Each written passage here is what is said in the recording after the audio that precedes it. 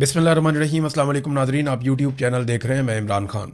अब तहरीक के लिए टाइम आगे बढ़ रहा है, तैयारियां शुरू हो रही हैं। हुकूमत ने प्रोपेगेंडा शुरू कर दिया। ख़ास तौर पे जो इंसिडेंट हुआ एक दिन पहले रावलपिंडी में, उसको बुनियाद बनाकर तलाल चौधरी ने एक स्टेटमेंट दिया है, जहां से एक नया खेल शुरू हो रहा है।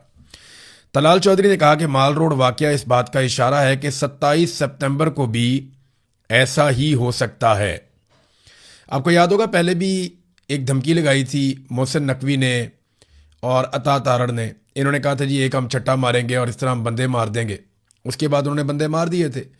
और उससे पहले बयानिया बनाना शुरू कर दिया था कि पाकिस्तान तहरीक इंसाफ कोई दहशतगर्द जमात है और ये आएंगे और आकर हमला कर देंगे और हल्ला बोल देंगे। तो 2 साल तक फिर कोई एहतजाज नहीं हुआ। और इन 2 सालों में हुकूमत के पास फ्री हैंड था, सारा कुछ हुकूमत के कंट्रोल में था। अब 2 साल में हुकूमत ने किसी किस्म की कोई संजीदगी नहीं दिखाई इमरान खान साहब के मामले में, बल्कि सारी अदालतें और पूरा निज़ाम यरगमाल बना के आसिम मुनीर साहब ने और उनके हवारियों ने इस बात का बंदोबस्त किया कि कुछ भी हो जाए इमरान खान को बाहर नहीं आना चाहिए। अब उनके पास एहतजाज के अलावा रास्ता कोई नहीं है। तो तलाल चौधरी कह रहे हैं कि जी नफरत और इंतशार की वजह से 9 मई हुआ और इसी वजह से माल रोड का वाक़या पेश आया। ये नतीजे पे भी पहुंच गए हैं। यानी अभी एक मामला एक हुआ है, उसकी अभी तहकीकात जारी हैं, लेकिन ये नतीजे पर पहुंच गए हैं। हुकूमत ने यह नतीजा अखज़ कर दिया और अपने टाउट्स के ज़रिए से ये बयानियाँ फैलाना भी शुरू कर दिया कि पाकिस्तान तहरीक इंसाफ एक इंतशारी जमात है और जनाब इन्होंने बंदे इकट्ठे किए हुए हैं और इनका बंदा मुसल्ला होकर GHQ पे हमला करने और कब्जा करने के लिए आ भी गया था। अब वो कोई ज़हनी मरीज़ ही होगा जो एक 30 बोर का पिस्तौल लेके और साथ में एक पाकिस्तान तहरीक इंसाफ का झंडा लेके और जो ज़रूरी सबूत हैं जिससे साबित हो सके कि ये बंदा पाकिस्तान तहरीक इंसाफ का, ये सारी चीज़ें लेकर वो GHQ पे जाके हमला कर देगा। ये तो मुमकिन नहीं लगता। लेकिन अब उसमें कुछ चीज़ें और सामने आ रही हैं। पाकिस्तान तहरीक इंसाफ ने, मैंने पिछले वीलॉग में आपको बताया कि कौन कौन से झोल रह गए। यानी पूरी कहानी में बहुत सारे झोल हैं। ये तो तफ्तीश है। मैं क्राइम रिपोर्टिंग करता रहा हूँ, मैंने बहुत ज़्यादा नहीं की, लेकिन जो सीनियर क्राइम रिपोर्टर्स हैं वो तो सर पकड़ के बैठे होंगे कि इनसे एक क्राइम हैंडलिंग नहीं हो रही। एक इन्होंने केस बनाना था पाकिस्तान तहरीक इंसाफ पे, ठीक से नहीं बन रहा। मुझे लगता है कि जो पुलिस और लॉ इन्फोर्समेंट है ना, वो अंदर से पाकिस्तान तहरीक इंसाफ के साथ मिले हुए हैं। जब भी पाकिस्तान की मिलिट्री एस्टेब्लिशमेंट कुछ भी बुरा करने लगती है पाकिस्तान तहरीक इंसाफ के साथ, तो वो इस बदनीयती के साथ करते हैं जो नीचे के अफसरान हैं कि उसमें इतने सारे झोल छोड़ देते हैं कि फिर बाद में सर पकड़ के सारे बैठे रहते हैं। मुझे तो ऐसे ही लगता है। अब ये एक प्रेस कॉन्फ्रेंस की है मुख्तलिफ इशूज़ के ऊपर शेख वकास अकरम ने, जो सेक्रेटरी जनरल है पाकिस्तान तहरीक इंसाफ के। GHQ के करीब जो हमला हुआ उस पर इन्होंने बड़ा कैटेगोरिकल अपना पॉइंट ऑफ व्यू पेश किया। GHQ के करीब सिक्योरिटी फोर्सेस की गाड़ी पर हमला करने वाला PTI का वर्कर था। वहां क्या हुआ हकायक सामने नहीं आए। हमने इस वाक़े की मजम्मत की है। पाकिस्तान तहरीक इंसाफ दहशतगर्दी और दहशतगर्दों की मजम्मत करती है। हम हर तरह की दहशतगर्दी को मुस्तरद करते हैं और CCTV फुटेज की डिमांड करते हैं कि जनाब CCTV फुटेज सामने लेकर आए। अब असल मामला तो CCTV फुटेज में है ना, कि भाई ये बंदा कैसे आया, हमला करने के लिए कैसी तैयारी कर रहा था, झंडा इसने कहाँ पे छुपाया हुआ था, डंडा इसने कहाँ पे लगाया हुआ था, किस तरीके से ये बंदा जो है पीछा कर रहा था। अगर GHQ के अंदर दाखिल हो रहा था तो GHQ की तरफ जा रहा था, किसी और तरफ जा रहा था, हमला करने से पहले इसने तैयारी कैसे की, ये सारी CCTV फुटेज आपको नजर आ सकती है और आप देख सकते हैं। लेकिन CCTV फुटेज गायब कर दी गई। इस पर तलाल चौधरी जो स्टेट मिनिस्टर है दाखिला का, तलाल चौधरी ने स्टेटमेंट दिया और यह कहा कि CCTV फुटेज देने से तफ्तीश मुतासिर हो जाएगी, इसलिए CCTV फुटेज नहीं दे सकते। सवाल मेरा यह है कि पाकिस्तान में वो कौन सा हाई प्रोफाइल केस है जिसकी CCTV फुटेज आज तक मंजर आम पे ना आई हो। पाकिस्तान में बड़े बड़े खुद कुछ धमाके होते रहे, उनकी CCTV फुटेज आ गई। पाकिस्तान में बड़े बड़े हमले हुए, उनकी CCTV फुटेज आ गई। हाई प्रोफाइल मर्डर्स हुए, जहां जहां पे मौजूद थी वहां से CCTV फुटेज आ गई। पाकिस्तान में जराइम को पकड़ने में CCTV ने बहुत मदद की। और अब तो जो बंदा आया था हमला करने के लिए, उसे कत्ल भी कर दिया गया। उसके खानदान बल्कि पूरी कौम को बुला के तफ्तीश भी कर ली गई। उन्होंने जाके बता दिया कि ज़हनी तौर पे नॉर्मल नहीं था ये बंदा और ये कमज़ोर आदमी था, ये स्ट्रेस मैनेजमेंट का इनका इशू है, इनकी फैमिली में और लोगों को भी ये प्रॉब्लम है। और ये सादा बंदा था, तो पता नहीं अब वो किस चक्कर में आ गया और कैसे जाके उसने ये अटैक कर दिया। लेकिन मामला यह है कि CCTV फुटेज छुपाने की जरूरत क्या है? ऐसा क्या है जो आप छुपाना चाहते हैं?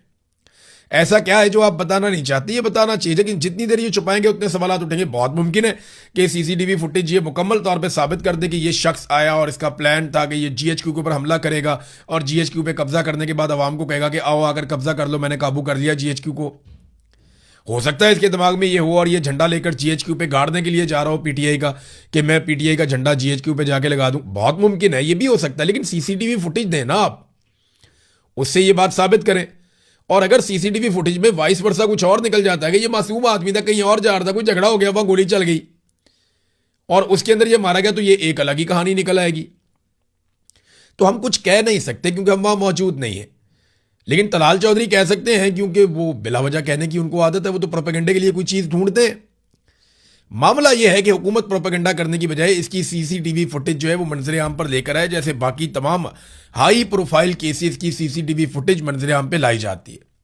अब नाजरीन, बहुत सारे टाउट्स हैं, दरबारी सहाफ़ी हैं, वो लोग ये बयानियां बना रहे हैं, ज़्यादातर जो एस्टेब्लिशमेंट के करीब समझे जाते हैं जर्नलिस्ट, वो ये बयानियां बना रहे हैं कि जनाब हुकूमत से मईशत नहीं चल रही, हुकूमत निज़ाम को नहीं चला पा रही, अवाम बहुत नाराज़ है, हुकूमत सियासत भी नहीं कर पा रही, लिहाजा एस्टेब्लिशमेंट हुकूमत को फारिग कर देगी।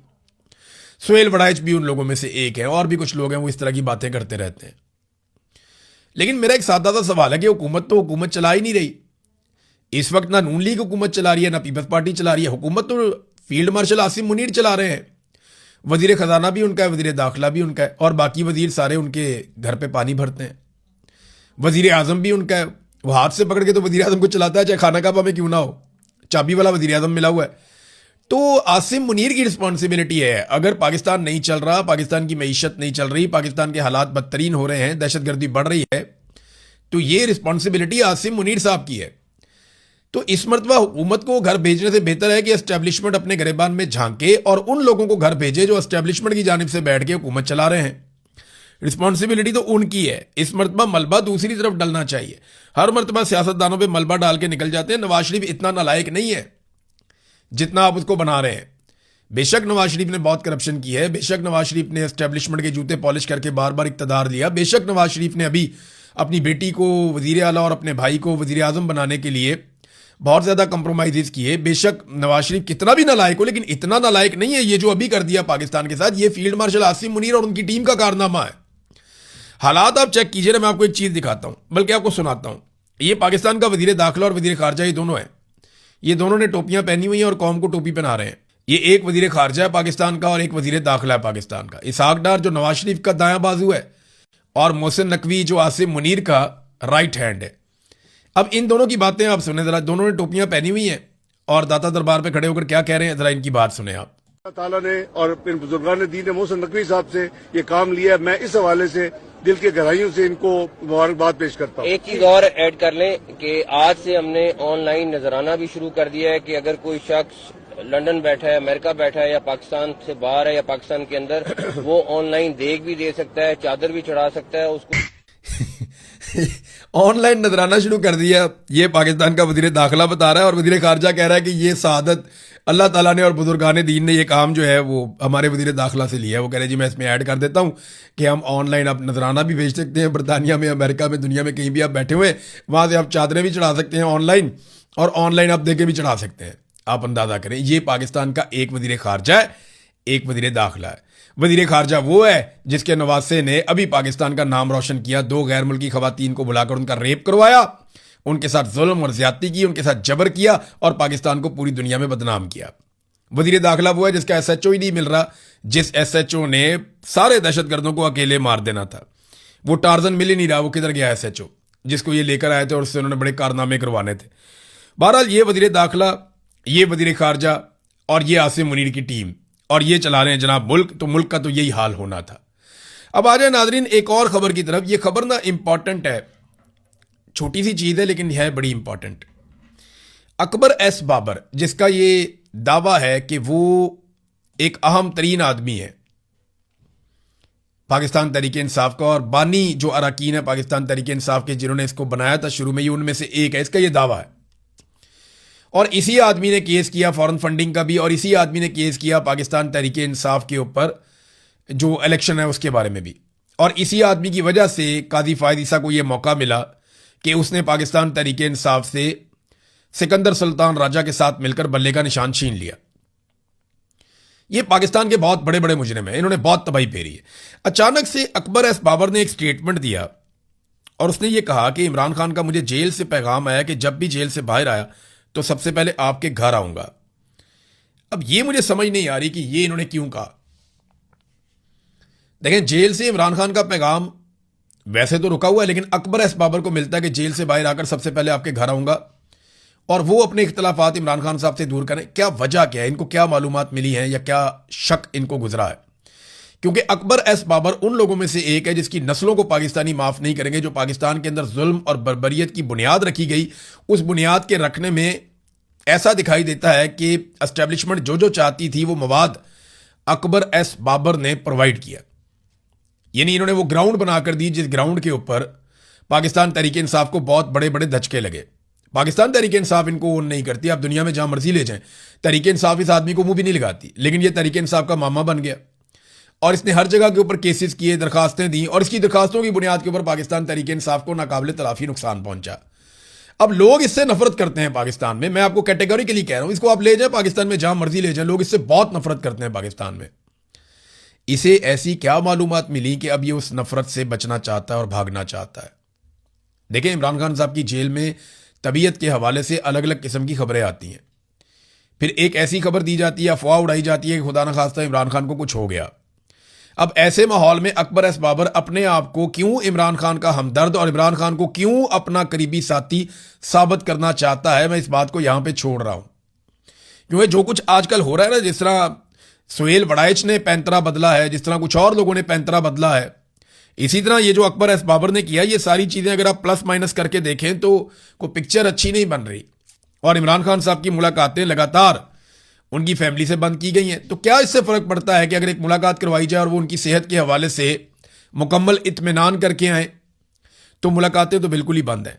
नाज़रीन, स्ट्रीट मूवमेंट जो है वो चल रही है, लेकिन उसके आगाज से पहले जमरूद बाजार को बंद कर दिया गया, पुलिस ने वहां पे बाजार बंद करवाया। मेरा सवाल यह है कि ये कौन सी स्ट्रीट मूवमेंट है जिसमें बाजार बंद करवाया जाता है? भाई, बाजार तो खुले होते हैं। स्ट्रीट मूवमेंट ये नहीं है कि आपने जलसा करना है या किसी जगह पे आपने रैली निकालनी, वो नहीं है street movement.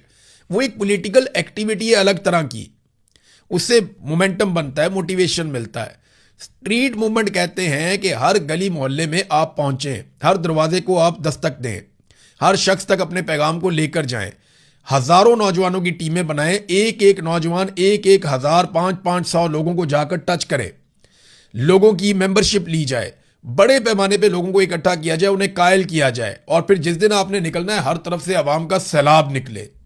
This is called street movement. Imran Khan साहब ने एक काम शुरू किया था, मेंबरशिप कंपेन, जब वो करना चाह रहे थे और पैगाम भेजना चाह रहे थे घर घर 2023 से पहले, तो वो बहुत काम भी आया था इमरान खान साहब के। बहुत सारे लोगों ने अपनी कारकर्दगी इंटरनेट पे डाली हुई थी, बाकायदा वो उसकी एक इमरान खान साहब ने पोर्टल बनाया हुआ था जिसमें डिटेल्स आती थी कि किसने कितना डाटा फीड किया है, पहले दूसरे तीसरे नंबर पे कौन है, किस जिले में कौन आगे जा रहा है।